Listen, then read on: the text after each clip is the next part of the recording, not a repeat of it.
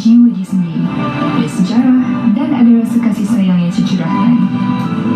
Bila saya mengembara, saya tak cari tempat mewah. Saya cari rasa tempatan, warung tepi jalan, dapur kampung, pasar pagi. Di situlah cerita sebenar bermula. Through food, I connect with people, places and also parts of myself. Selamat datang ke Aroma Malaysia. Kak Noh, apa menu memorable nak kita akan buat hari tu? Okey, hari tu kami akan melah samsiok. Samsiok. Ya, adalah sejenis menu tradisi makanan tradisional kami orang, iaitu ayam dimasak dalam buluh bercampur dengan beras. Okey, dia macam bubur ayam lah kalau Dia macam orang mula nasi ayam, tapi orang punya nasi ayam kan mereka masak dalam periuk. Jadi kami orang punya nasi ayam ni kami orang masak dalam buluh. Itu sebab kami orang panggil dia atau samsiok. So, dia ada rasa masam-masam ke? Tidak. Tak ada.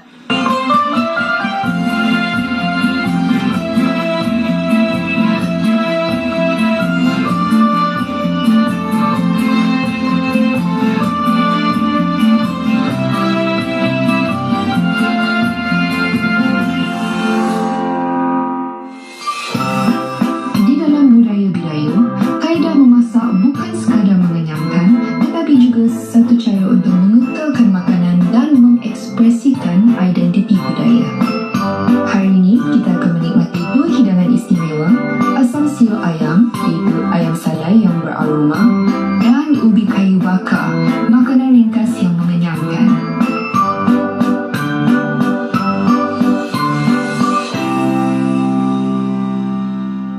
Alright, so asam siok tu itulah yang kami maksudkan tadi, iaitu beras. Okey, yang ni kami dah campur dengan beras sekali ni. Yang ni adalah perencah cukup rasa untuk menambah rasa dia lagi. Ni hanya beras dengan ayam. Berapa lama sudah ni diperap? Baru buat pagi tadi. Okay. Okey. Jadi kita nak tahu macam mana cara buat ni semua. Kita masuk sebati jugalah. Okey. Okay. Ada air dah, ada air. Okay. Sebab sebelum kita buat, kita simpan air dulu. Okey. Lama sih Nangga mochinya pun mau ikut masak juga. Ya, selalu guide. Ya. Untuk makanan adalah yang biasa kami mula macam masa perayaan ataupun untuk guest kami orang yang lain lah. Mereka lebih suka yang dimasak dalam buluh. So, yes, kita nak usually dari negara sini. Dari France, 90% mereka dari France, dari Itali, Germany. Biasanya kami orang buat masak macam ni lah untuk mereka kadang. Jadi kita naikkan, jangan terlampau padat, takut nasi. Okey. So, dalam tetiknya just nasi dengan ayam. Ya, tak? Dengan cukup rasa. Tak semua sukatan agak-agak je kan? Ya. Masak secara kampung nak.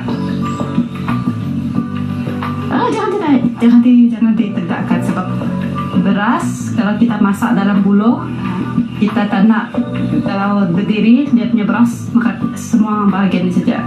Jadi bila kita masak naknya si akan rata, dia keras bahagian bawah sebab beras semua turun ke bawah. Jadi kita mau buatnya rata lah dalam buluh. Lepas tu pegang. Sekejap, kami mana ada lagi ingat si lipat dan letak. Sekejap, kita pegang tak? Okey.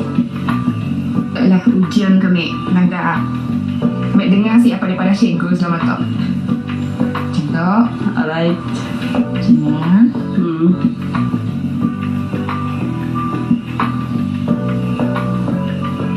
mesti perfect tak? Si boleh salah sikit. Macamnya. Okey, pasik. Betul. Yes. Dah boleh kahwin dengan orang Melayu. Okey. Okey, proses untuk kita simpan dekat api macam kita bawa baby. Macam ni. Kita tak tahu boleh, jangan tegakkan. Sebab kita tak mau nasi dia semua. Ya. Okey, boleh bawa. Saya rasa dari sini lebih sesuai. Pochi. Nana. Sakit. Oh, baru.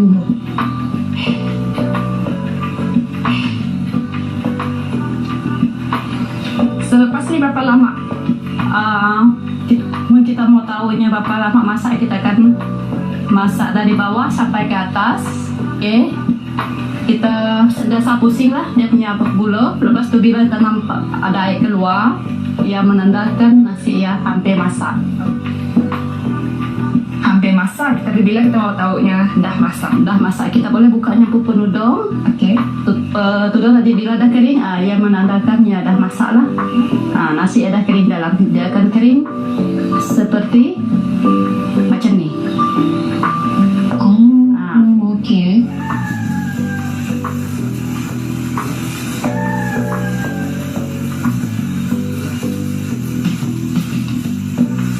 Yes, chef. What's next?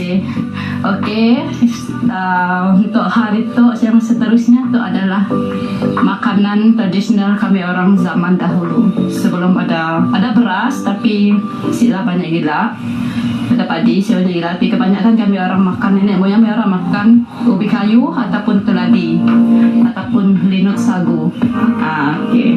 Cara kami orang Betayu zaman dulu makan ubi, ada yang direbus, ada yang dibakar, ada yang digoreng. Dibakar. Biasa ubi tu kami orang akan bakar ke api. Dan simpan macam ni aja. Bakar macam ni. Okey, kami orang buat Tanam dalam api. macam buat okey, bakar macam ni. Jadi zaman dulu kan sampai kami orang buat macam ni, kami orang akan masak air ke nasi ke atas lah.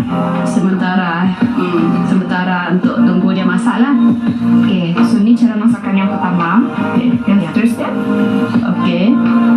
Yang ni adalah ubi kayu yang tadi yang lepas dibakar. Biasa kami orang ubi kayu yang lepas dibakar, kami ada tiga cara makan: dibakar, direbus ataupun digoreng. Kalau yang dibakar, kami orang biasa makan dengan gula tebu.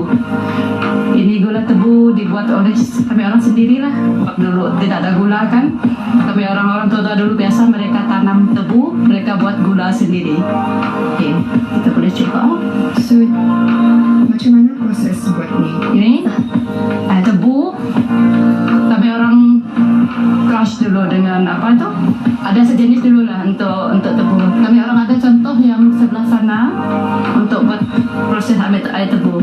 Lepas tu kami orang akan masak semalam-malaman sehingga dia pekat jadi macam ni. Pekat. Ya, tebu. Gula tebu.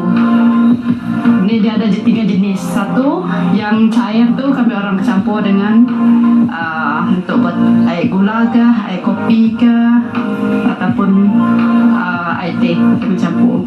Ini yang kedua untuk kami orang makan seperti keladi, apa tu, linut ataupun ubi kayu. Kami orang pakai gula macam ni. Dan yang ketiga kami orang biasa buat macam ni kan. Lepas tu kami orang akan bungkus dengan daun. Ni bungkus dengan daun. Kita simpan dalam seminggu 2 minggu macam tu, mereka akan bukan jadi gula batu. Kami orang simpan apa itu? Bijan. Biji bijan campur sekali dengan gula tebu yang dah dimasak. Kami orang akan buat macam gula batu.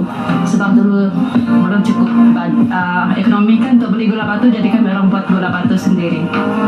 Ada dengan gula batu dengan bijan, biji bijan.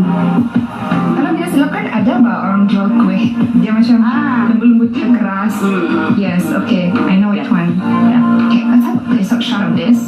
It's quite thick, and the consistency is almost like a burnt caramel. There's a nice pull to it too, and even the smell. It's almost like like gula melaka, but Mhm. yeah, I would say very close to a caramel.